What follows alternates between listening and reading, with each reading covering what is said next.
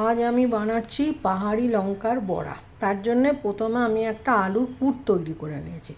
আলু সেদ্ধ করে তার মধ্যে সামান্য লবণ, কাশ্মীরি লঙ্কার গুঁড়ো, ভাজা মশলার গুঁড়ো, জিরে শুকনো লঙ্কার ভাজা মশলার গুঁড়ো দিয়ে আর তার সাথে একটু আদা বাটা রসুন বাটা দিয়ে ভালো করে মিশিয়ে নিয়েছি।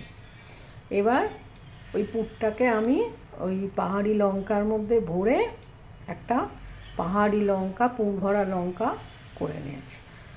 এবার একটু বেসম আমি গুলে নিয়েছি। বেসমের মধ্যে সামান্য লবণ, লঙ্কার গুঁড়ো, জিরের গুঁড়ো, খাবার সোডা, একটু চালের গুঁড়ো, তার সাথে একটু কালো জিরে, একটু জোয়ান এইসব দিয়ে ভালো করে মিশিয়ে নিয়েছি। এবার এই পুর ভরা লঙ্কাটা এই বেসমের মধ্যে দিয়ে আমি পাহাড়ি লঙ্কার পকোড়া তৈরি করি। লঙ্কাটা বেসমে ডুবিয়ে এবার আমি কড়ায় তেল গরম করে ছেড়ে দিয়েছি।